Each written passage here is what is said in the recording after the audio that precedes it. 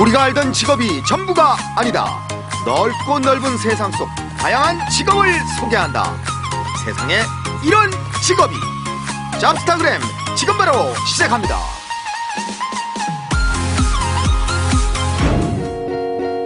영롱한 자줏빛을 뽐내는 보물을 만드는 곳이 있다고 해서 찾아온 전북 부안. 아니 땐 굴뚝에서 연기가 나지 않는 법. 오늘 대단한 보물을 만날 것 같은 느낌적인 느낌인데. 네, 안녕하세요. 여기 보물을 만드신다고 해서 찾아왔거든요. 네, 참 잘 찾아오셨네요. 제가 엄청난 걸 만들고 있습니다. 엄청난 거요? 네, 따라오세요. 제가 직접 보여드릴 테니까.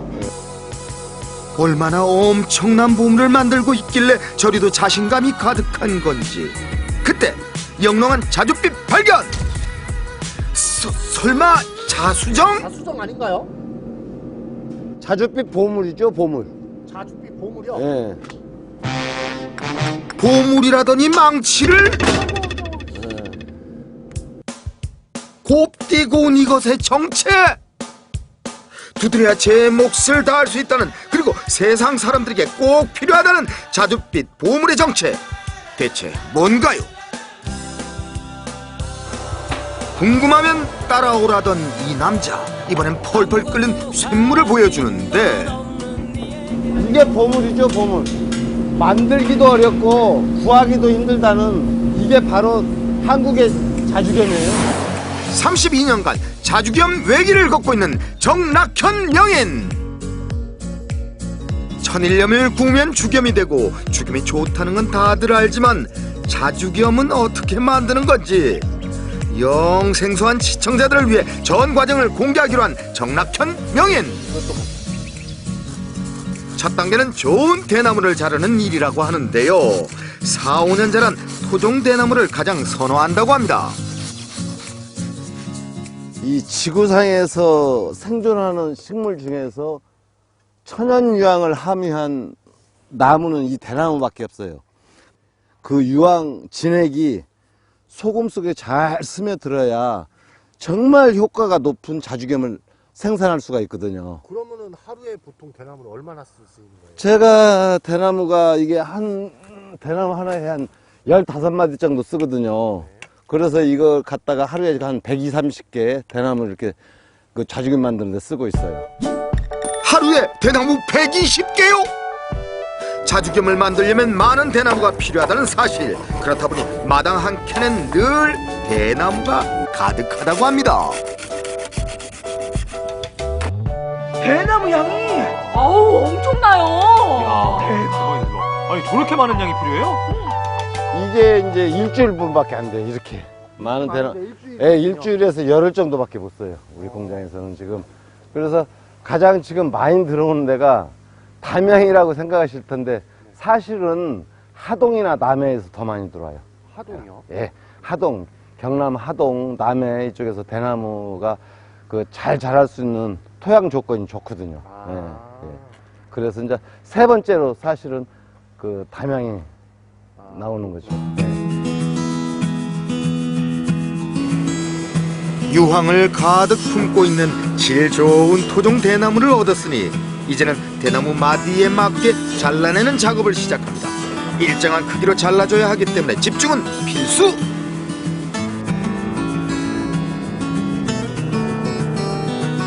다음은 다지기 작업에 돌입한다고 하는데요, 자른 대나무 안에 넣는 하얀 이것은 뭔가요?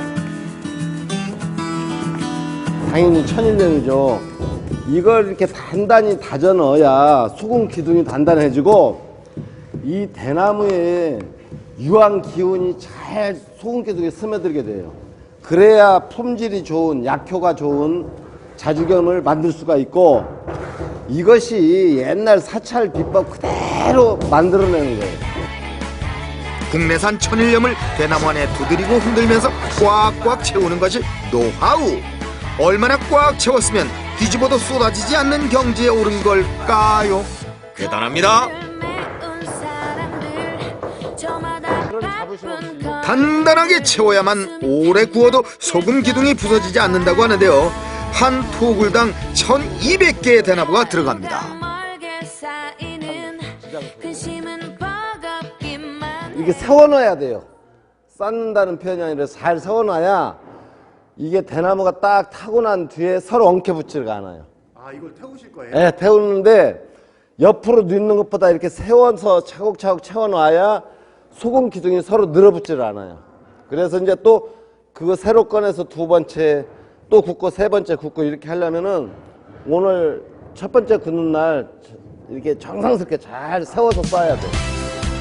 빈틈없이 채워진 소금 기둥을 이제 토굴 안으로 밀어넣고요. 대나무 끝대를 넣어주는데 불길 속에서 산소황이 발생되어 효능을 더욱 좋게 해준다고 합니다. 마지막 소금 기둥까지 토굴 안으로 넣어주고요. 마지막으로 뭔가를 뿌려주는데요. 낯익은 비주얼에 저것은 뭔가요? 이 왕겨가 한방서적에도 기록되어 있지만은 온도를 일정한 온도로 오래 타도록 해줘요. 역할을 해줘요. 습도 조절도 하고. 이제 토굴 입구를 막아주면 자주겸으로 변신할 첫 단계의 준비 끝! 명희님, 소금은 앞으로 얼마 동안 구워져야 하는 건가요? 이틀이나 3일이요. 이틀이나 3일이요? 예, 48시간이나 뭐 한 50시간 넘게 이렇게 태워요. 그러니까 그러면은 이거 한 번만 태우고 끝나는 게 아니잖아요. 8번, 9번째 녹이려면은 그 계속 반복해야죠. 엄청 오래 걸리겠네요. 그러면 한 달 반 정도, 거의 2달 걸리죠. 고온을 무려 9번이나 견뎌야만 한다는 주겸. 화력을 유지하려면 이게 필수라고 합니다.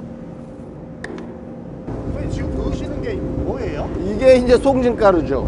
송진가루. 예, 이게 송진가루인데, 송진가루로 불을 뗐을 때, 그 700~800도 되는 그 온도 속에서 이 송진의 에너지가 주겸 기둥에 스며들게 하기 위한 거예요. 와, 800도. 와, 이거 듣도 보도 못한 온도인데. 야, 그래서 이게 불이 바깥까지 나오는 거구나. 이게 송진가루 있잖아요. 그래서 향도 고소하대요. 복잡한 과정에 자주겸 만들기. 명희는 왜 이 어려운 일을 시작한 걸까요? 제가 이제 중학교를 졸업하고 고등학교 가는 시절에 그 아토피하고 뭐 폐결핵, 그 요즘으로는 구강, 이게 너무 안 좋아갖고 치아가 너무 안 좋아가지고 그 창피해서 학교 생활을 할 수가 없었어요. 그래서 1년 동안 휴학을 하고 이 제 집 뒤에 여기 계암사라고 있는데 이 절에 가서 그 노스님께서 주겸 만드는 걸 보고 그 만들어진 주겸으로 삼시세끼 식사하면서 항상 주겸 맞고요. 또 물로 타서 바르고 그래서 거의 주겸을 제가 그 뭐 생활화했죠. 그랬더니 저도 모르게 1년 만에 그 아팠던 몸이 정상이 돼가지고 다시 고등학교에 진학해서 학교 생활을 할 수가 있었죠. 30살이 돼서 다른 어떤 회사에 취직을 했는데 이 주겸 생각이 제 머릿속을 떠나지 않는 거예요. 그래서 30살 때부터 이곳에 이 공장을 조그만하게 만들어서 주겸을 만들어서 세상 사람들한테 그 전달한 것이 주겸을 만들게 된 역사 바로 31년이 됐죠. 좋은 주겸을 직접 만들고자 시작했다는데요. 드디어 이틀간 끓든 토굴의 화력이 다했습니다. 이게 이제 한번 구워진 주겸 기둥이에요. 예. 48시간 동안 800도를 견디는 1회 주겸의 모습. 예, 대나무 채는 거의 타서 다 밑으로 빠지고 이게 이제 소금 기둥이에요. 이 소금 기둥을 다시 부셔야 한다는데요. 이것을 2번, 3번, 4번, 5번, 6번, 7번, 8번 구워야 돼요. 8번이나요? 예, 8번 굽고 나서 거기서 또 끝난 거 아니에요. 9번째는 또 녹여내야 돼요. 9번. 그래야 자주겸이 완성되는 거예요. 인내해야 탄생하는 주겸. 많이 구울수록 흑빛에 가까워집니다. 근데 프랑스 베르드 소금보다도 우리 한국의 주겸이, 자주겸이 훨씬 더 여러 가지 그 ORP 실험에서나 pH 실험에서나 항균 실험에서 다 높게 나타났어요. 미네랄 함량도 그렇고요. 그래서 오히려 그 유명하다는 프랑스 게랑드 소금에 비해서 뒤처지는 게 하나도 없었어요. 전부 우리 주겸이 더 우수하게 나타났죠. 자나깨나 주겸 생각뿐이라는 주겸에 푹 빠진 정낙현 명인. 새참 준비라도 하는 걸까요? 가마솥에 뭔가를 끓이고 있는데요. 간장 색깔 같은데요. 이게 송진을 이렇게 물 송진으로 만들기 위해서 이렇게 끓여준 거예요. 이래야만이 가루 송진으로는 자주겸을 만들 수가 없어요. 자주겸은 2700도 이상이 나와야 돼요.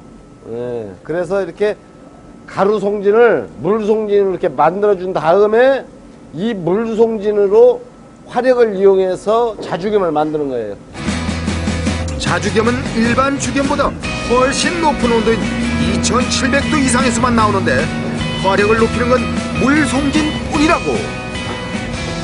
물송진이 이 수도꼭지처럼 여기를 타고 내려와서 여기에 쏟아지죠. 물송진이 흘러내리죠. 이게 물송진. 물송진으로 화력 준비 끝나면 8번 구워진 주겸 기둥이에요.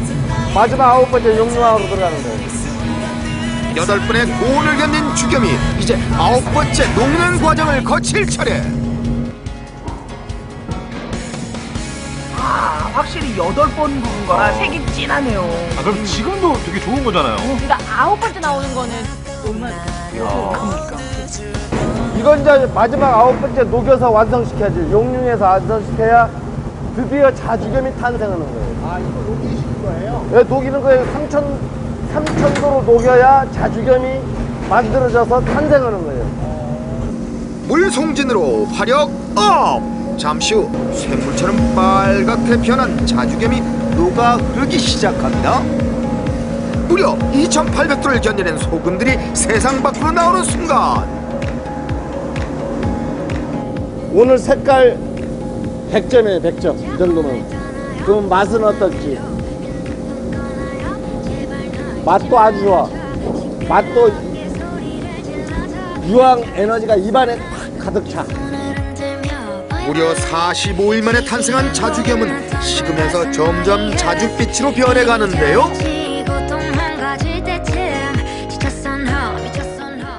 가장 힘들고 어려웠을 때는 내가 만든 이 주겸이, 자주겸이 일반 소금, 뭐 천일염이라든지 제제모고 똑같이 취급받았을 때 별반 다르지 않지 않냐 이런 얘기를 들었을 때 섭섭하기도 하고 가장 힘들었죠. 가치를 몰라줄 때. 예, 주겸의 가치를 사람들이 몰라줄 때. 그런데 이제 31년이라는 세월이 지나면서 분석하고 증명하고 이러는 과정에서 그 병고에 시달리는 사람들이 민간요법으로 드시고 불가요법으로 드시고 자기가 효과를 보고 이러면서 주겸의 가치가 인정받게 되었고 널리 알려지게 된 것이죠. 우리 몸을 유지하는 데 꼭 필요한 소금. 그 중에서도 자주겸은 고온을 9번이나 견뎌내며 불순물이 제거되어 주겸의 황제라 불릴 정도입니다. 이런 자주겸은 분쇄 과정을 거쳐야만 하는데요. 두근 이제 45일간 구워지고 또 구워지기를 반복하던 자주겸이 모습을 드러내는 순간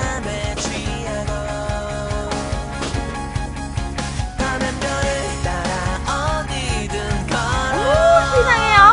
이거 색깔 영롱한 거 좀 봐요. 그러니까 보면 볼수록 뭔가 곰을 만든 것 같지 않아요? 맞아. 사실 이게 정성을 만든 거니까 봄을 맞죠. 봄이에요. 일하셨는데 이 주겸의 맛으로 그 피곤함을 한번 덜어보세요. 한번 맛보세요. 정말로. 이게 한국이 만들어낸 소금이에요.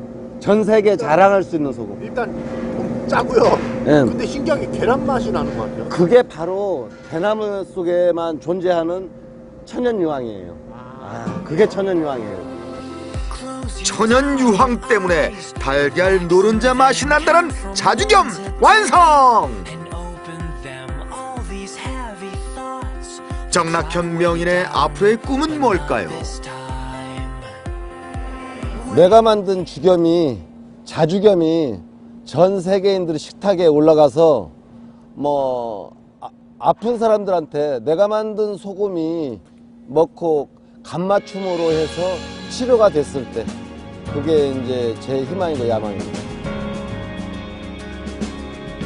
세상에서 꼭 필요한 존재를 뜻할 때 빛과 소금이란 말이 있듯이 사람이 사는데 꼭 필요한 소금을 정성을 다해 자주겸으로 만들어내는 정락현 명인, 당신이 진정한 빛과 소금이 아닐런지요.